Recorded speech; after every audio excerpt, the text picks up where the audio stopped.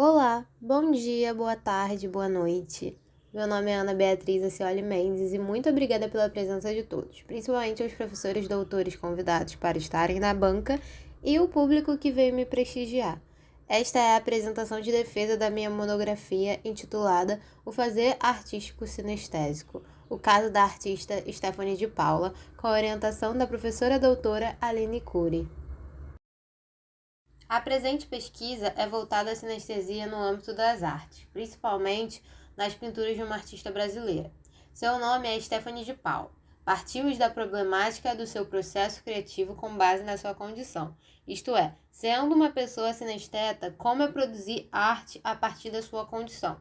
Pretendo, com isso, expor o que quero dizer com a condição sinestesia e o termo sinesteta, a especificidade do tipo e origem da artista e como ela articula isso tudo. Um bom exemplo para entendermos esse cenário excepcional é a exposição realizada em 2019 com o nome Sinestesia. Para tanto, com os 2 capítulos e os meus objetivos específicos, a estrutura do trabalho dialoga tanto com o conteúdo histórico e teórico da condição sinestesia, quanto a prática artista de uma artista independente. Justifico que, ao me aproximar da temática e, sobretudo, da artista, entendo a relevância social e científica que a sinestesia tem para a história da arte, já que possibilita enxergar o artista sinesteta como pessoa e artista e não como, entre aspas, um esquisito ou em uma caixinha limitadora. Ao trazer o trabalho de Stephanie para a universidade, além da condição, busco promover novas leituras sobre a criatividade, imaginação, mas também o autoconhecimento sensorial de qualquer indivíduo. Sobre a metodologia, algumas observações. Entre 2019 a fevereiro de 2023, fui pesquisadora da Fundação Oswaldo Cruz, justamente pesquisando sobre a sinestesia. Devido ao tempo, não vou me aprofundar muito, mas no momento das perguntas posso comentar mais. Esta monografia é um derivado dessa iniciação científica que trabalhei incansavelmente por quase 4 anos. Tanto a temática quanto a bibliografia e o objeto foram estudados durante o meu período da Fiocruz. Eu fui lendo as definições dadas por inúmeros pesquisadores, conhecendo artistas e suas obras sinestésicas e produzindo oficinas além de conteúdos de divulgação. Ao pesquisar sobre sinestesia, nos deparamos com uma bibliografia muito complexa, em sua maioria publicada em revistas científicas de língua inglesa e bloqueadas. Contudo, houve uma retomada expressiva nas traduções e atualizações sobre o tema, já que desde o século XIX ele vem sendo citado com muitas abordagens distintas. Minha proposta aqui é de contribuir para o campo da sinestesia na arte, destacando novas falas, mas também compreendendo as ressalvas já feitas. Por isso, a metodologia necessária foi desenvolvida com base no mapeamento de sinestetas, levantamento bibliográfico sobre a sinestesia, estudo de casos sobre a poética de uma artista sinestésica através de entrevista e roda de conversa e análise crítica de suas obras. Muitos autores estiveram comigo nesta trajetória teórica sobre a sinestesia. Não só pesquisadores especializados na temática, mas também estudiosos que dialogam com a percepção, sistema nervoso e criação artística. Posso citar o próprio Bas Baum, Guilherme Bragança, Hugo Hermann, Greta Berman e Zeitwig, entre outros pesquisadores. Devo destacar também que tanto no PIBIC quanto no TCC compreendo as questões que cercam um grande assunto que possui inúmeras teorias e abordagens para estudá-lo. E também entendo as minhas referências bibliográficas, que elas fazem parte de uma pequena parcela em comparação a outros bancos de dados. Enfim, para esta pesquisa, sigo com esta definição de sinestesia.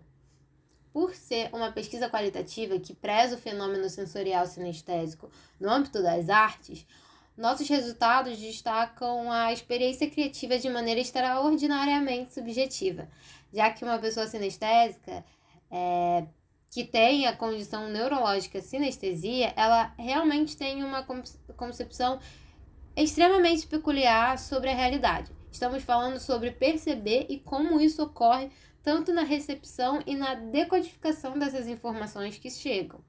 Outro fato super importante para esta discussão é justamente quando essa questão é pertinente para criar algo. A artista estudada, a Stephanie de Paula, trabalha em suas ilustrações e pinturas a sua condição sinestesia som-cor. Ela vê cores quando escuta, isto é, combinações de ver e ouvir simultaneamente de maneira indissociável. A unir arte e sinestesia, ela não só possibilita discussão sobre inspiração, originalidade e o que seria a realidade em representações, mas também eleva ainda mais os sentidos. Quando dizemos o que é arte, partimos muito do que sentimos e reagimos a ela. Por isso, quando conversamos sobre sinestesia, a sensibilidade tanto criativa quanto de quem a observa é importantíssima. Stephanie não trabalha exclusivamente em representar sua sinestesia, mas nesta monografia destaquei as obras de cunho sinestésico. Elas fizeram parte da exposição Sinestesia, realizada em conjunto com a Orquestra de Brasília em 2019. Devo ressaltar que todas as informações obtidas sobre seu processo criativo vieram das entrevistas desenvolvidas durante o processo de preparação do TCC. Ou seja, nossos resultados vieram do diálogo e da relação que foi nascendo entre mim e a Stephanie de forma amigável, além da presença de outros pesquisadores quando me refiro à roda de conversa. Ambas estão disponíveis no YouTube e elas proporcionaram insights incríveis sobre gostos pessoais da artista, como ela entende sua produção depois de 2019 e como essa entrega total dos seus sentidos foi benéfica a ela em se conhecer melhor, mas também perceber questões negativas. Enfim, as entrevistas geraram novas visões sobre o seu trabalho. A partir da entrevista e da roda de conversa, tivemos a oportunidade de saber mais como foi a aproximação da Stephanie com seu objeto e a maneira que conduziu e pintou suas pinturas. Pois bem, quem é Stephanie de Paula? Ela é uma amiga apaixonada por arte, fashionista por formação, pintora por coração. Ela vê cores ao ouvir sons. Esses sons são como pontos luminosos que vão adquirindo formas com base nas propriedades do som, se é mais agudo ou não, enfim, variações tanto de execução quanto de interpretação musical dela. Desde pequena, ela enxerga desse jeito.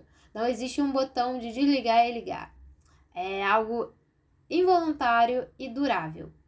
Com o tempo, essa explosão sonora colorida foi tanto uma bênção quanto uma coisa desagradável, mas ela soube manobrar essas questões quando desenvolveu o projeto Sinestesia com a Orquestra de Brasília.